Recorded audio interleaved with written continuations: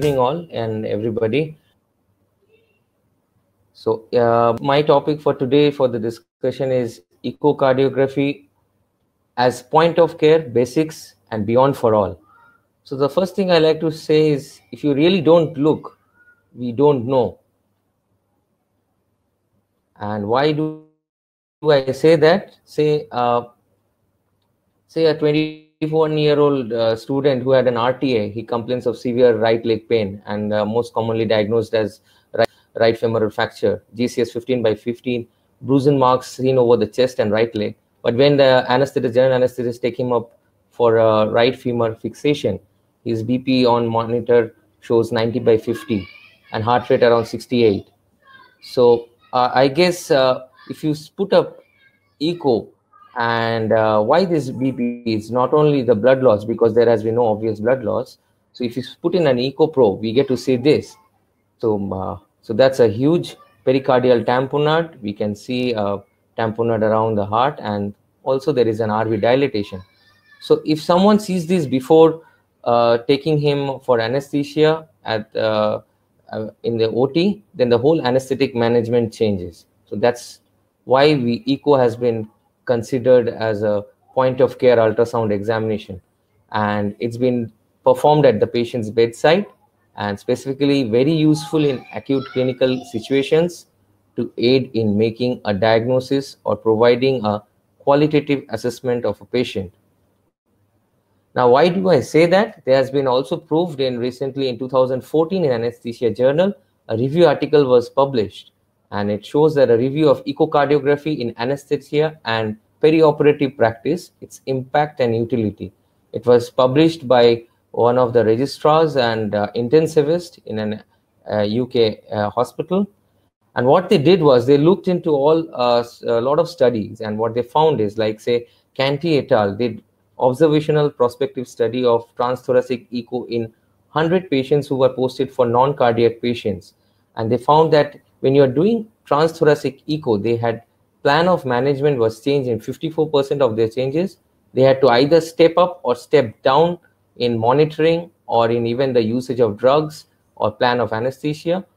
And what they did was mainly focus scan was done. So we don't really need to do extensive echocardiography for all patients. As anesthetists, not only as cardiac anesthetists, as any anesthetist, we should be having aware of this basic echocardiography, because this is one of the tools, or rather the pleasant eyes of anesthesia. We can actually change the whole plan. Even same study showed by Cowie, who also showed that same prospective study done in transthoracic echo for 170 non-cardiac surgery patient. There was significant change in management, around 82%, and also change in monitoring, like we may have to go for invasive monitoring instead of non-invasive. And the same measurement, like focus scan, was done pre-anesthesia. Even Schulmeier also showed that prospective observational study they performed in 42 patients who were posted for non-cardiac surgery. What they did was they did a transesophageal echo.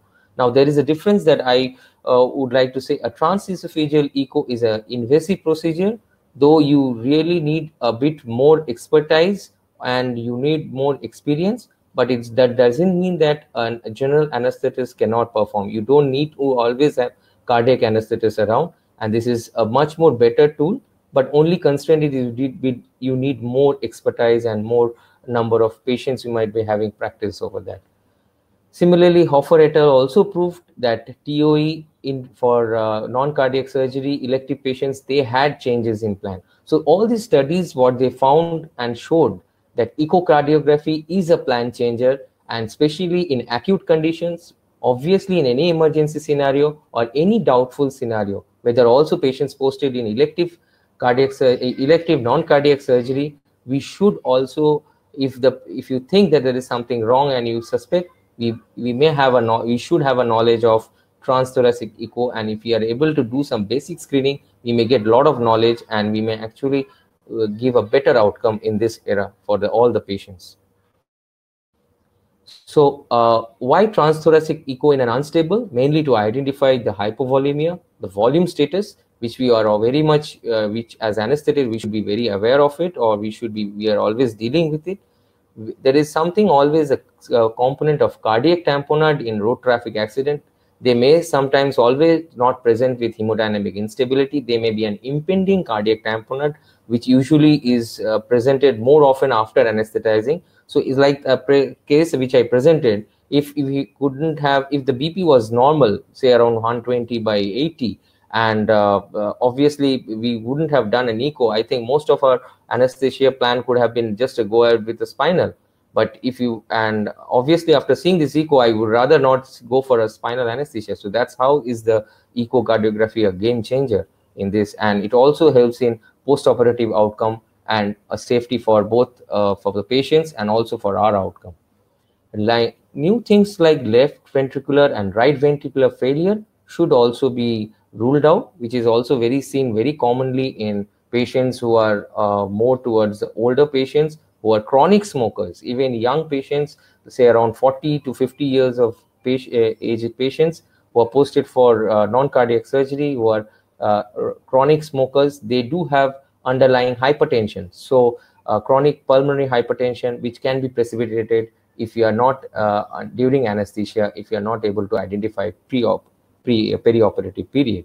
And obviously something called severe valvulopathies, most commonly seen in our in India is a severe mitral regurgitation, which is most common reason in our belt is rheumatic heart disease, which is very much prevalent in India. So we may not have always a pan-systolic murmur with a thrill in all the patients you auscultate. So auscultation is very important, but if you do suspect or if patients do give some history of dyspnea on exertion sometime during the past, and if you have an echocardiography probe beside you, it's always better to go for it and just to rule out any severe valvulopathies, because a severe MR or a severe aortic regurgitations, which are very much or can be also predominant in patients who have Marfanoid features, so will be a game changer, or it will change our plan of anesthesia. Now, what are the advantages of doing a transthoracic? It is fast and very immediate results we do get to understand, and it's a non-invasive exam, so that's very easier for us, whereas a transesophageal echo is an invasive, so we have to know the consequences and the contraindications for it, which I'll be dealing later in the slides. And the dynamic assessments, commonly the heart movements, the valvular movements, and as a whole the volume status is easily identified. And we can also do a serial monitoring. So you do a monitoring, serially means pre-anesthesia and also towards the post-surgery before shifting the patient to the ward. So actually you can also post-operatively, before shifting the patient to immediate post-op care center, whether you really want to shift the patient to the ward or to an HDU or to ICU. So all that can be changed by doing just an echocardiography, which we can help you to identify all the volume status, whether the patient is doing well, any underlying heart conditions, whether he needs continuous monitoring. So all these things are helpful and which can be easily identified by this transthoracic echo. Now, the disadvantages of this is it's a highly user dependent. So obviously, if I am doing a transthoracic echo every day in at least one patient and someone who is doing transthoracic echo once in a week, so obviously the difference of user dependent, because the more you get used to it, the more you actually know about it. So if you don't look, you don't get to learn. So if in our institute, like in Apollo, we all our anesthetists, whenever they get a chance, they always just practice, even in post-operative period, they put the transthoracic echo probe on the patients and just they try to see how the heart is, or even if they suspect. So the more you see, the more it is easier, and does not provide quantitative analysis, because quantitative analysis requires more better views and it requires a lot of measurements, which we don't recommend for any anesthetist, or neither we are much interested in doing it, because it's a short time examination procedure. Now, just a bit of history about how does ultrasound came and how it won about into this transthoracic and TOE. The early developments, first the time echo was, the word echo was coined by Marcus Vitruvius in 1850 BC, and then Lazzaro Spallanzani in 1727 to 1719. He was known as the father of ultrasound. He demonstrated that bats navigated by echo reflection, and Christian Doppler in 1842, he described the Doppler effect, and that was one of the game changer. That's Doppler effect in echo is one which identifies the blood movements across the heart chambers. So movement across not only the heart chambers, even in bigger vessels, and any blood flow seen through the vessels is easily identified because of this Doppler effect when he developed this in the echo. And later, Paul Langevin developed the Snoder, which was used the piezoelectric effect to develop transmitters and receivers. So why he was also one of the game changers? Because piezoelectric crystals are used for in the present day ultrasound, which gives phased array, and that's how easily an ultrasound image and a better ultrasound image, faster image, and all the three components like A mode, the B mode, and the M mode, the motion mode of all the three modes of basic ultrasound are combined together in a single machine and can be easily identified to helps us to identify the different features of the heart we are looking for. And coming into the history of some history of medical use of ultrasound and clinical echo, and one of the patients, the people who were the game changer again were Ing Edler and Helmut Hertz in 1953, who developed the coin, or rather he collaborated the use of ultrascope to examine the heart and beginning of the clinical echocardiography. And later, a lot of people have slowly advanced the use of ultrasound. Like Feigenbaum, he initiated the clinical study of cardiac ultrasound, and the phased array ultrasound was later developed. And soon after that, color flow Doppler and M mode by Brandon Steeny from Switzerland also developed the mode, which again further evaluated the heart and vessels in a better way. So it helps us to identify more easier way of more abnormalities. And these two people, Edler and C.H. Hertz, in 1979 were the first people to identify the M mode echocardiography of the heart in 1953, and they are known as the fathers of clinical echocardiography. Now, what are the equipments we really require for doing an echo? We need a machine. There has to be a transducer, which is at present a phased array probe, and obviously you need a medium between the surface, that is a gel is usually preferred. Sometimes in sterile procedures, when we are doing, like if you're using an ultrasound for invasive lines, so we can use either jelly, or also you can use betadine or clean saline under sterile drapes as also a medium. Coming to some basic physics, so since we are calling it an ultrasound, mainly the sound is a mechanical vibration which is transmitted through an elastic medium, and we all know that human hearing is between 16 to 16 kilohertz hearing, and what we are talking about the ultrasound is all about 2 megahertz to 10 megahertz. The higher frequency range is used for ultrasound above. Now, what are the characteristics of ultrasound waves which are used for demonstrating or in echo machine? These are mainly, they follow the principle of mechanical vibration that induce alternate reductions and compressions on their passage through any physical medium. So we are trying to evaluate any medium which it is passing through, and the reflection of these waves actually being projected as an image, which we are able to identify the different structures. Coming to frequency, the word frequency, we need to know the number of cycles per second the waves are going emitted from the probe to the medium to the structure we are trying to identify, and again it's coming back. The wavelength we talk about is the distance between the cycles. The amplitude is the extension of cycles or the loudness, which has been demonstrated by decibels.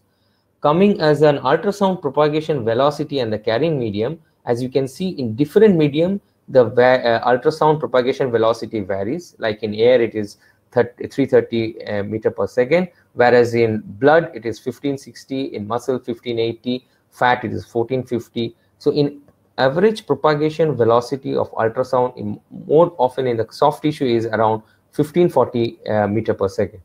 And now, why is wavelength important for this ultrasound diagnostic? Because we need to get a better resolution. Whatever we are trying to see through non-invasively via this ultrasound, we need to get a better resolution. So shorter the image, the higher the resolution be.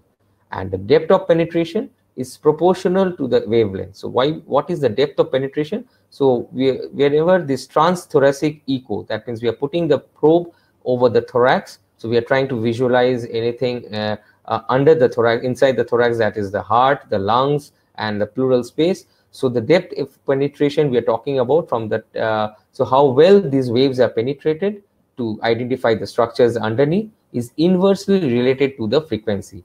So short waves travel shorter distance, long waves travel longer distance. So you need to, for have better depth of penetration, you need to have a low frequency and a higher wavelength of waves to get a better resolution and better depth of penetration. Now this is just a diagrammatic representation of how the ultrasound waves work. So there you can see on the length of propagation, we get rarefaction and compression in when the waveform travels through the medium. Now echocardiography uses this ultrasound to create real-time images. Both the two-dimensional and the M mode imaging are used for obtaining the anatomical information. So the anatomical information, what we are more concerned about is the heart from transthoracic, the lungs, and the pleura. Now the added things which can be added to this echo is a Doppler and a color flow imaging, which are very much useful for information on the blood flow across these structures. So in a heart, we get to, if you try to put a Doppler and a color flow, we try to see any valvular pathologies are there. So if you get a severe mitral regurgitation, you see the blood flow going abnormally in a, say, from, usually the blood flows from left atrium into the left ventricle. When you put a Doppler or a color flow imaging across a mitral valve in a patient with severe MR, you get to see a abnormal blood flow that is via the, looking as if the image looks like a mosaic pattern of blood flow because of this color flow imaging. And piezoelectric elements which emit the ultrasonic waves are partially reflected back from layers of different tissue densities. This is one thing we need to remember, and that's what the element is used nowadays in most of the probes. So what are the main basic three modes? Is the A mode, the B mode.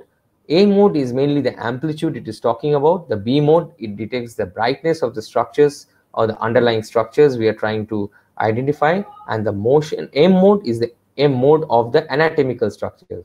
So what is the M mode? Motion means when we are trying to see the motion of the wall, say when we are visualizing the heart and we the phased array rays which are cutting across the heart structures, if we put in M mode, we get to identify the motion of the heart wall. So any abnormality in the heart wall movements, so that's what it identifies, the any left ventricular motion abnormality, which is very much important whether we have any developmental whether any difficulty in motion wall abnormality, which can be a game changer or a plan changer for inducing anesthesia for any patients.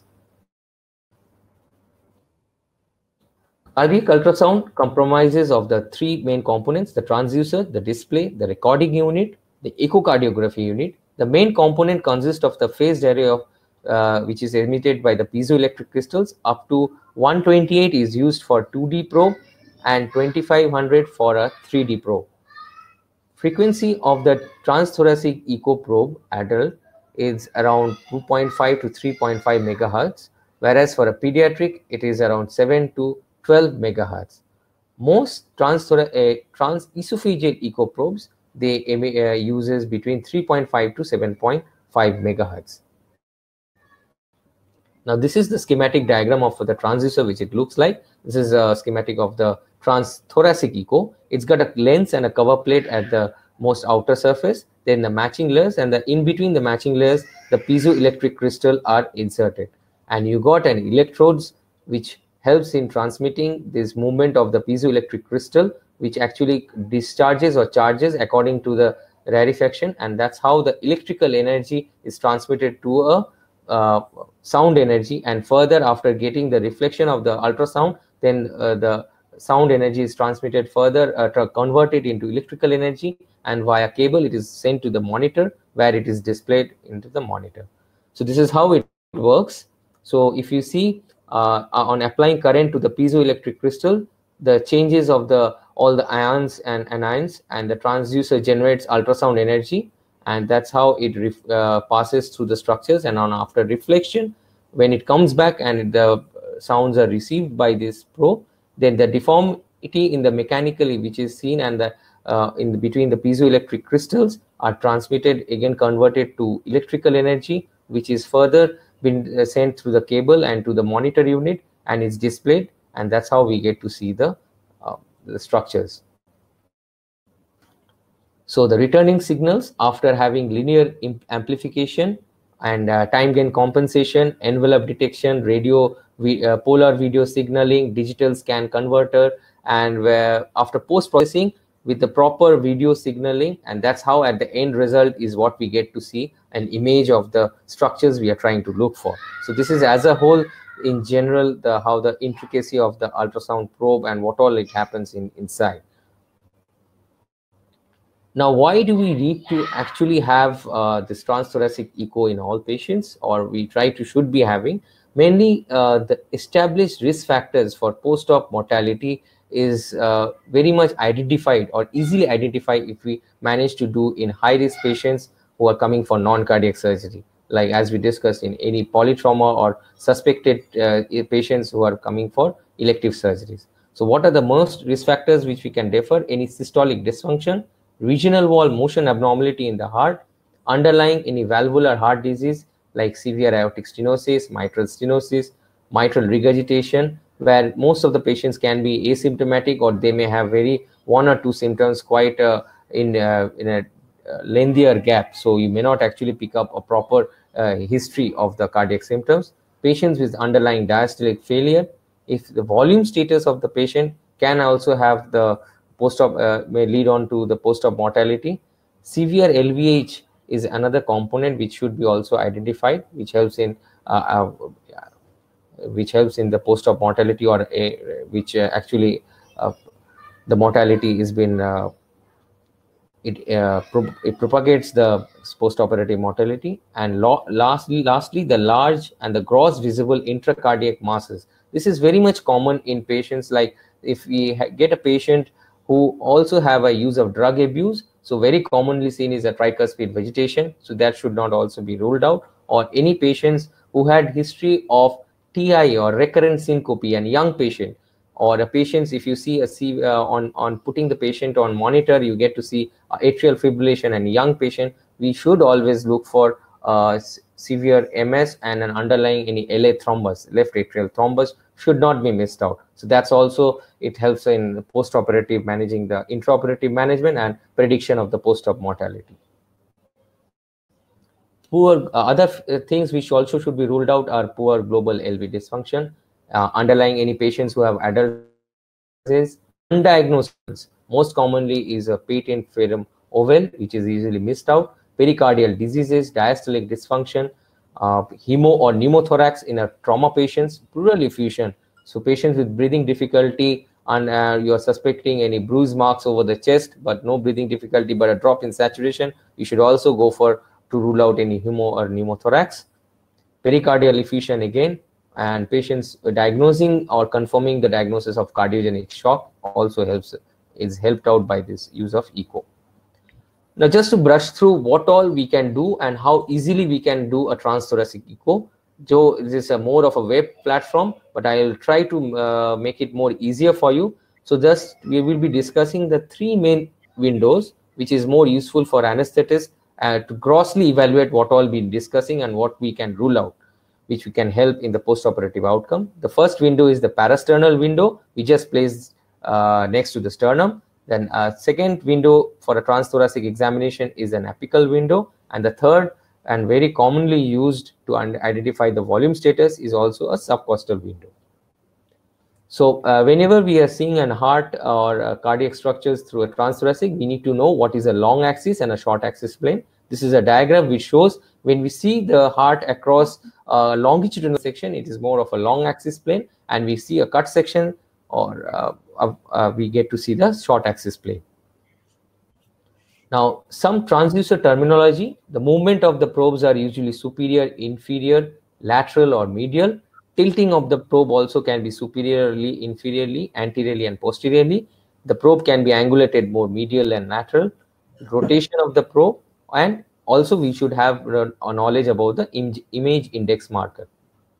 So this is the first thing. If the patient is away, you have time and the patient is cooperative, So you can ask the patient to turn to the patient's left side, and so that you have it. So patients on the left side, so the heart is tilted more anteriorly and towards the chest cavity, and that's more useful to identify the parasternal and apical views. For a subcostal view, you can keep the patient in supine position, and if he is awake and cooperative, you can ask the patient to fold their knees so that the abdomen is well relaxed, and the probe is inserted in when the patient is in end expiration. So you get to insert the probe comfortably just below the xiphisternum. And the suprasternal view can also mainly to identify any abnormalities in the aorta. Now coming to parasternal long axis view, we see the patient is positioned left lateral, transducer is placed at the left sternal third and fourth intercostal space. The indicator of the transthoracic probe should be directed towards the patient's right shoulder. And what we get to visualize is the structures which are visualized you can see it's a longitudinal cross section. On the right side, the echocardiography view, you can see the right ventricular outflow tract, the interventricular septum, the aortic valve, the left ventricle, and the inflow tract, the left atrium with the mitral valve is seen.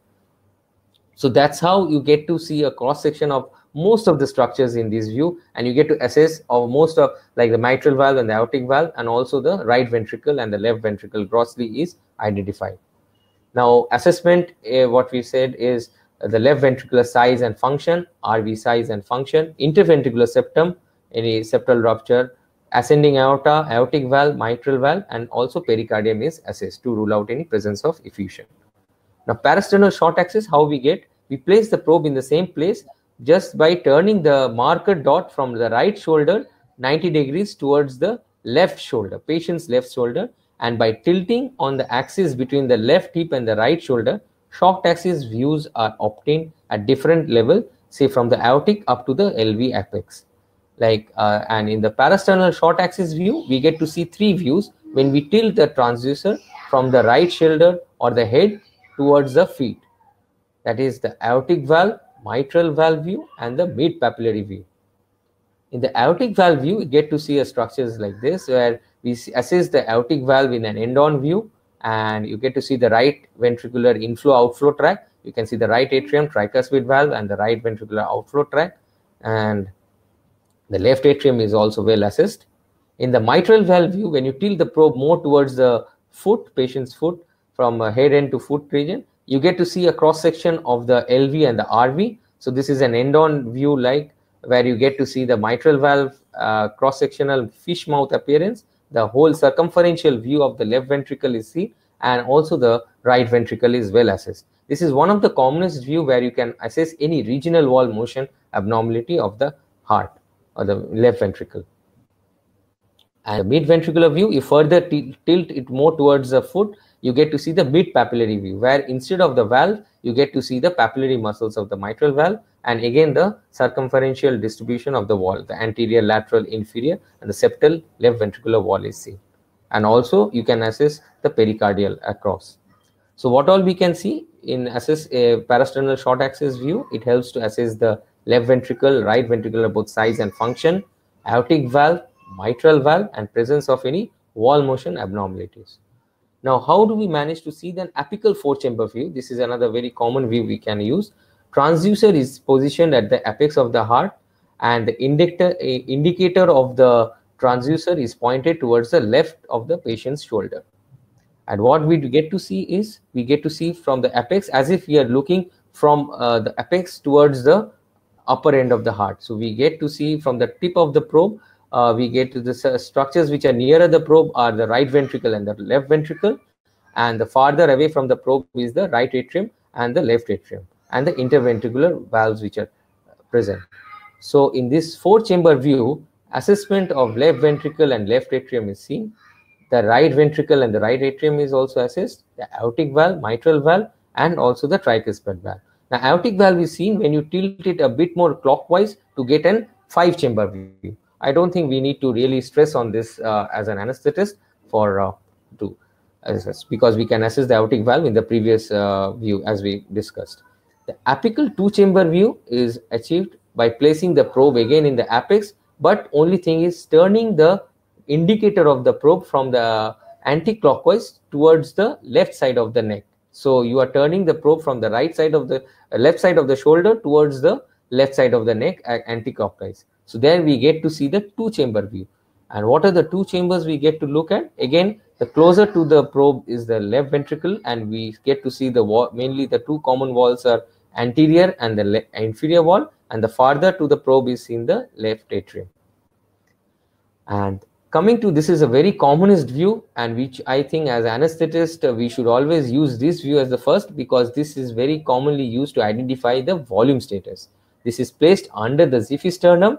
The indicator is pointed towards, the indicator on the probe is pointed towards the patient's left shoulder, and the subject lies supine with slightly head low if possible, and the knees slightly elevated if the patient is cooperative.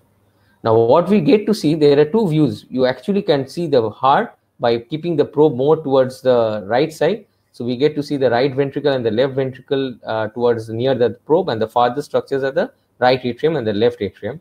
Now this is the common thing which we should be able to identify, is the subcostal great vessel view. So what are the great vessel we are trying to look mainly is the IVC and sometimes also the aorta. So how do we manage to get this view? Is by rotating the probe from the same xiphisternal view towards the head by a 12 o'clock position. And we actually get to see the inferior vena cava and the abdominal aorta. Now in the left side of the diagram, you see how we get to see the inferior vena cava, the hepatic vein, and the IVC draining into the right atrium. This is very commonly used in spontaneously breathing patient to identify the volume status. So whether the patient's IVC is collapsing with inspiration or expiration. And so if the collapsibility is more than 50%, you know the patient is hypovolemic, or if it's collapse, or rather the kissing sign, if the IVC walls are kissing to each other, that means the patient is severely hypovolemic. And if it is in a spontaneously breathing patient, there is no much of difference on inspiration and expiration, then you know the volume status can be adequate or can be overloaded. So, and it also measures the, what does the IVC view can also be, what we do is we can measure the diameter, which is normally around 2 to 3 centimeter, and we need to measure it inferior from the IVC RA junction around 2 to 3 centimeter. And in a spontaneously ventilating patient, as I was telling, an IVC collapsibility of more than 50% is a very predictive of a low RA pressure, which is approximately less than 10 mm. So you know the patient is hypovolemic. Now the crux is this, is if you have a patient who is already mechanically ventilated, then you get to have a false positive or a false positive results by using this view. The IVC respiratory variation is a good predictor of preload responsiveness, but in a mechanical ventilated patient, it's a doubtful thing. So what we can suggest is, if the patient is ventilated, say in an ICU, if you have a patient and you're trying to identify the volume status by using this view, when you are posted in ICU, or we are seeing any patient who is ICU, then what we can, though practically we can be done, we can disconnect the ventilator for a moment, and we can identify the collapsibility of the IVC. So if we can grossly identify whether the patient is severely hypovolemic, if both the walls of the IVC are collapsing, or the patient is adequately loaded when there is non-collapse. That's all we can identify in a mechanically ventilated patient after disconnecting from the ventilation for a few moments. Now coming to a more better imaging technique is a transesophageal echocardiography. The principles are all the same, but only thing is it's an invasive. The probe is placed in the esophagus, and we are actually looking very close to the heart, because the probe is just in the esophagus. Anatomically, it is just esophagus is just posterior to the heart, and so the probe, we are just very much close to the heart, and we get to see the structures much more clearer, and we get much more better views in this mode of imaging. So that's why transesophageal echo, if you are used to it, it's always, and the availability of the probe, if you are available in any sick patients, we can always go ahead and do a transesophageal echo. It's a more diagnostic and monitoring imaging tool, which is widely used, widespread application in operating and ICU. Though it's a semi-invasive monitoring and diagnostic tool, but used in perioperative management of mainly cardiac surgery. But I would rather surgery, if availability and expertise are there, in hemodynamically unstable patient, it will give much more better information than a transthoracic echo. And it should be performed by a trained echocardiographer. Now, what are the more common views which we look for is upper esophageal view, which is usually seen between 20 to 25 centimeter from the incisor. Mid esophageal, when the probe or the tip of the probe where the electric the array phased array is emitted should be placed between 30 to 40 centimeter from the incisors. And when the probe is placed in the stomach and we are looking from the stomach, we are actually looking into the heart from the stomach. It's called transgastric view, which is usually the level is around beyond or around 40 centimeter from the level of the incisors. So this is how we get to see a schematic diagram where the upper esophageal, mid esophageal, and transgastric, how the phased arrow from a transesophageal echo cuts across all the structures related from behind the heart, and we get to see what all information. So I'll be just in the next few slides, I'll try to delineate and highlight how we can actually help and in this. So coming to the grossly, what does it transesophageal echo looks? This is how an echocardiography probe looks. It's got a tip where the piezoelectric crystals are kept, and that's where the main thing, we have to be very careful while inserting. Sometimes injuring, even the patients can be injured while insertion, and even with patients with bucking teeth, we should be very much more careful, because that itself can bucking incisors can injure the probe itself, and you may get erroneous result.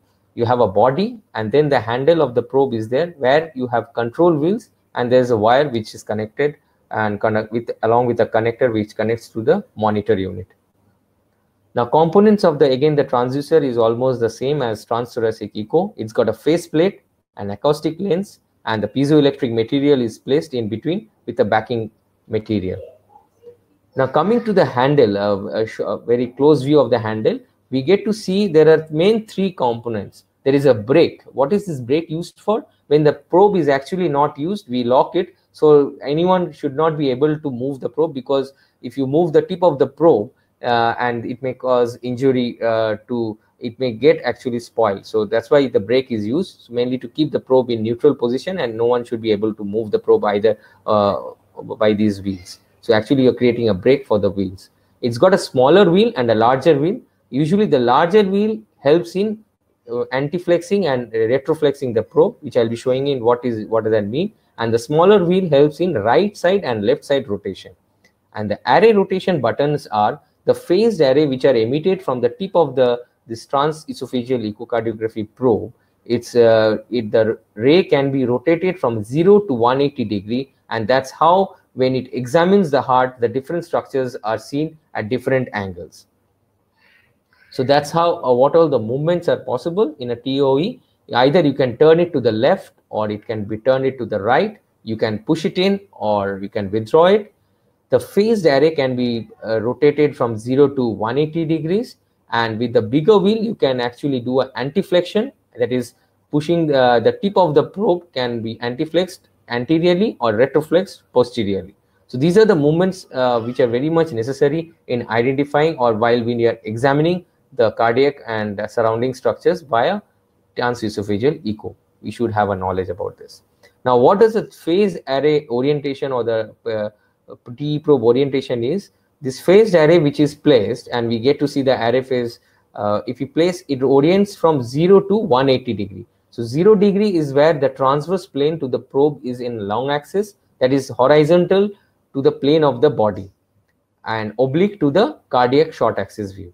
And at 45 degrees, the short axis view of the cardiac structures are visible. And at 90 degrees, the phased array is 90 degree to the TE probe, and that is the parallel to the probe long axis, or when we get to see a longitudinal plane, or rather a sagittal plane to the plane of the body. And at 180 degree, it's more of a mirror image. And the 135 degree is in between 90 to 180 degree, where we get to see the long axis view of the cardiac structures, mainly the LV, left ventricle, and the left ventricle outflow tract. Now, this is what a comprehensive examination is all about. If you get to know to all these views, you actually go ahead with all these 21 comprehensive examination views. We should be knowing, but I guess there was an article that how it compares, and rather how it compares this 20 transesophageal view with the transthoracic echo view. So I'll be just brushing up through all the views which are comparable to the transthoracic echo view, which can be easily identified. Now, what are the indications of transesophageal echo?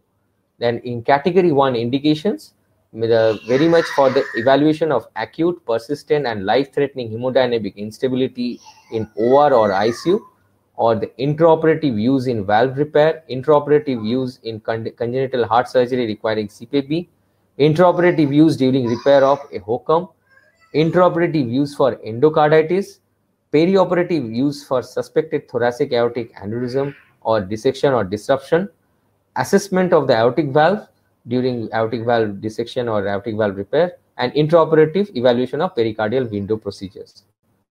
Now, category 2 indications for performing TO is perioperative use in patients with increased risk of myocardial infarction or ischemia, in patients who are at risk of hemodynamic disturbances, intraoperative assessment again of the valve, repair of cardiac aneurysm, any patients who are undergoing thoracic aortic dissections along with valve repair, or any intraoperative evaluations of anastomotic sites during heart and lung transplantation, and also while monitoring and placement of function of assist devices.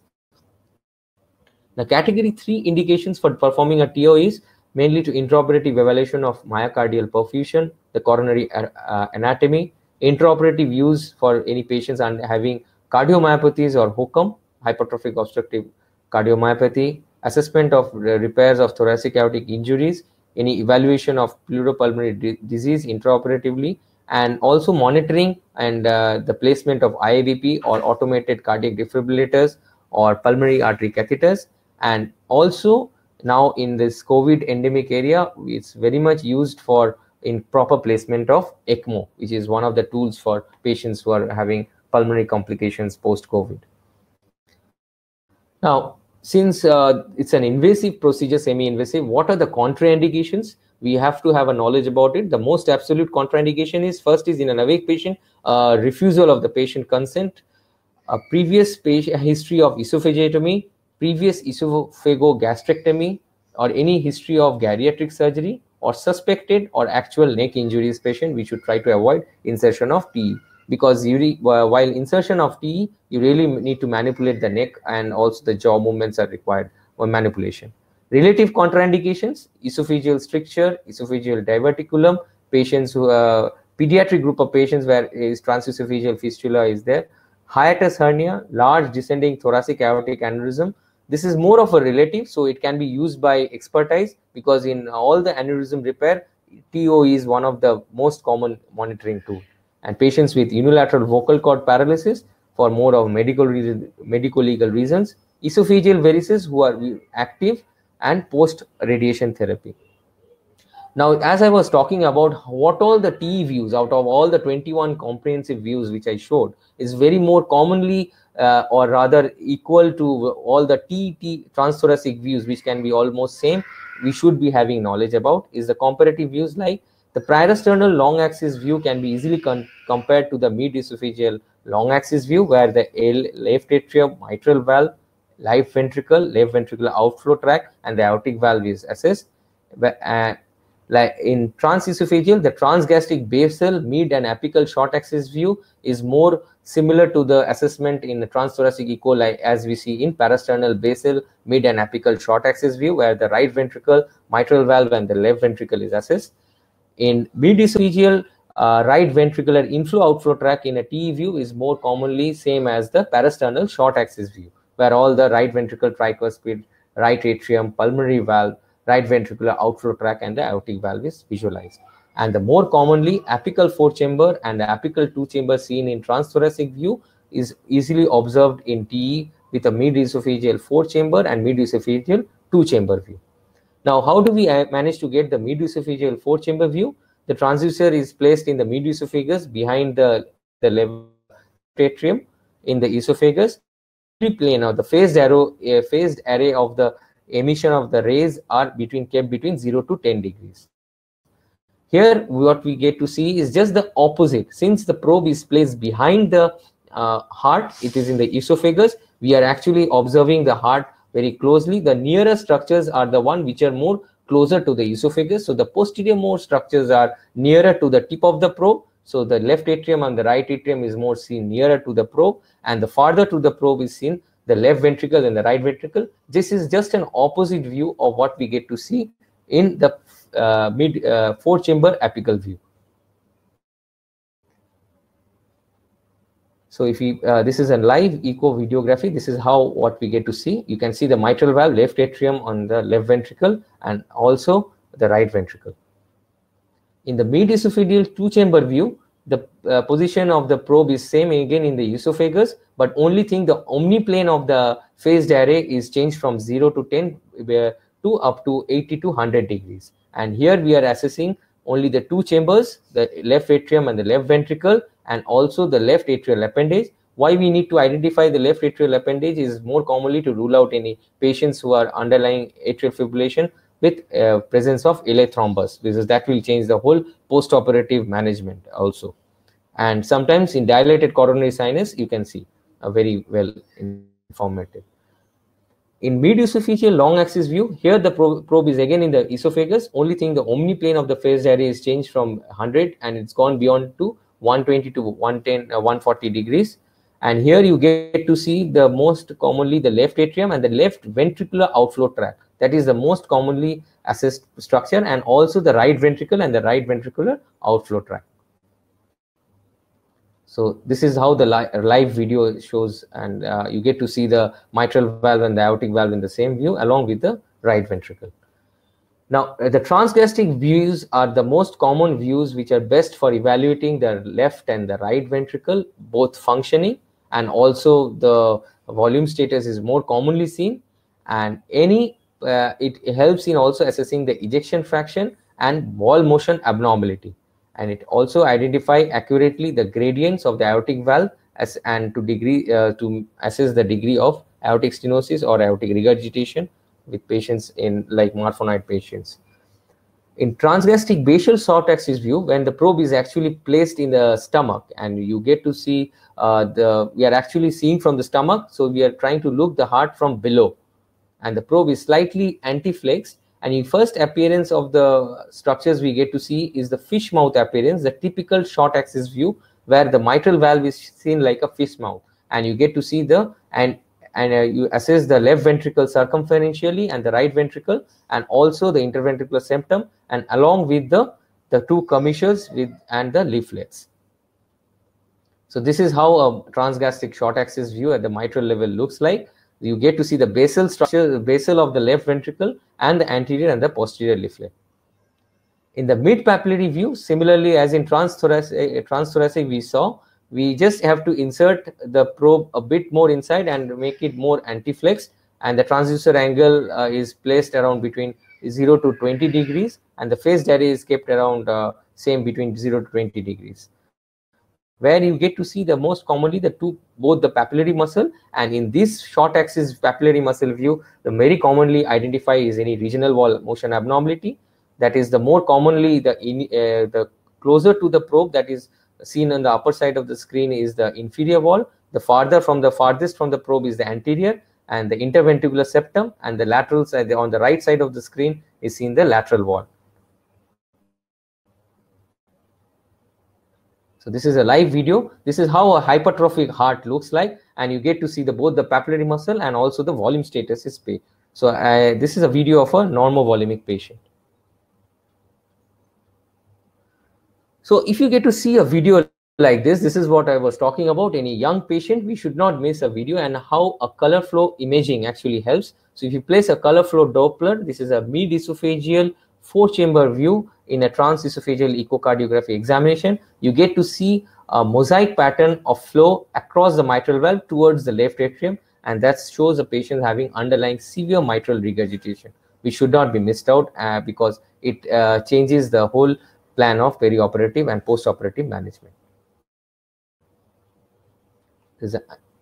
This is another view which shows a severe regional wall motion abnormality. You can see this is again a transesophageal echocardiography view where the inferior wall, that is the wall which is very close to the probe, that is the upper side of the screen, you can see instead of moving inside, it is moving more outside. So that's what the inferior wall is having hypokinesia is identified. And at last, thank you for a patient hearing. So I guess I am able to, though I am not able to demonstrate, I am able to at least make some point that echocardiography as a point of care ultrasound, it does help anesthetists in this present era, and we should be able to be aware of at least some of the basic views of transthoracic, and if possible also transesophageal echocardiography whenever we are posted in cardiac anesthesia. Thank you very much, and for a pleasant hearing. Thank you, Dibyendu. Thank you very much. That was, I think, a very, very comprehensive and a very elaborate presentation. And I'm sure for the uninitiated, some of the things might appear to be difficult. It is just that it's with practice and with time that things become more, what would I say, more easy to grasp and easy to access and easy to understand, and therefore easy to apply. But I think Dibyendu made a fantastic effort in putting everything into it together, so that I think it should be kind of an initiation to bigger things. And I think somebody was asking whether this recording will be available. Yes, it will be available in the HCP Edu Forum, the online classes section. All that you have to do is that once you get an email from HCP Edu Forum, all you have to do is to reply back with your feedback, and then you will get a link to the online video session, so that which you can get to and listen at your leisure, and or possibly recollect what was being said.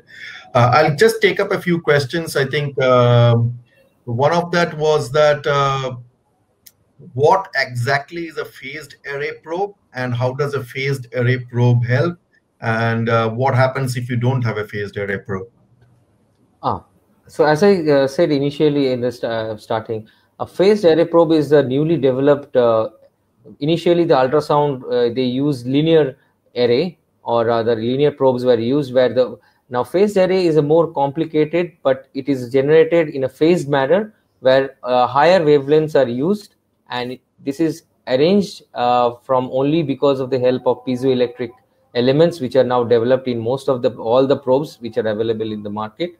And the reason behind it is, without a phased array probe, this is more advanced way of identifying the structures, and we can do all the modalities in the same with using the same probe. So like by using the same probe, you are identifying the motion mode, you are identifying the amplitude mode, and also you are identifying the color mode. So so that's how the advanced technique, and that's how the phased array helps us. Yeah, lovely. And there's another question to you, Dibyendu, is that why would you not do it in a person who's had a bariatric surgery in the past? The bariatric surgery, as I said, it's all at the decision making by the anesthetist. But as a general bariatric surgery, again, they might have operated in the gastric.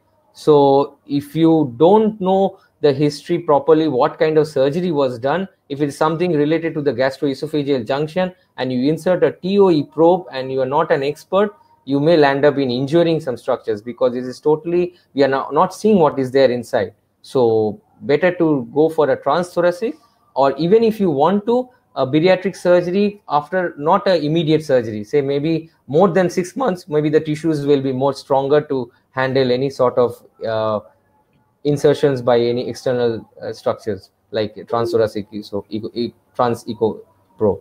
So that's why I manage. It's one of the relative contraindications. So if it is done by an expertise or who are doing it regularly, they may obviously go ahead if it is required. Obviously, it gives us a better chance of identifying, or it's one of the better tool than transthoracic. Absolutely, especially if somebody has undergone a sleeve gastrectomy, or there is something with the GE where there has been anastomosis, or there have been staplers over there. There is this huge anastomosis, or there have been staplers over there. There is this huge risk that the probe itself can cause a perforation.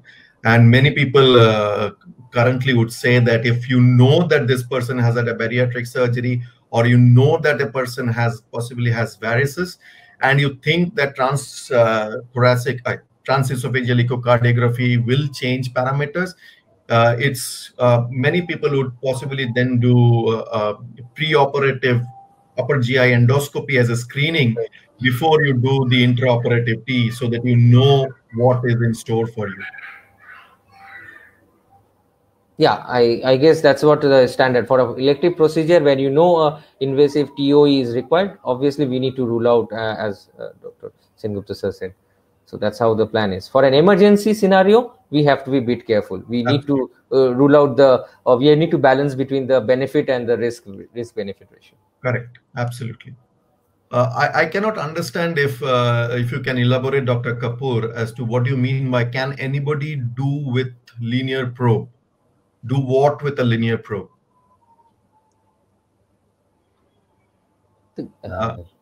Linear probe is used for superficial structures. The most commonly what we are using is for vessels. So the linear probe is used for using vessels and blocks. So nerve blocks are more commonly given. Correct. If you want to do an IJV cannulation, all that you need is a high frequency linear probe, press it over here. Or if you want to, for anesthesiologists who are putting in blocks all around, you can do. But then I don't think you will be able to see a structure at the depth at which the heart is with just a simple high frequency probe. The cardiovascular analysis cannot be done by any linear probe. Only the maximum, the pleural thickening and all that can be. But I guess that is not the way to do it. It's better for a transthoracic echo. Yeah.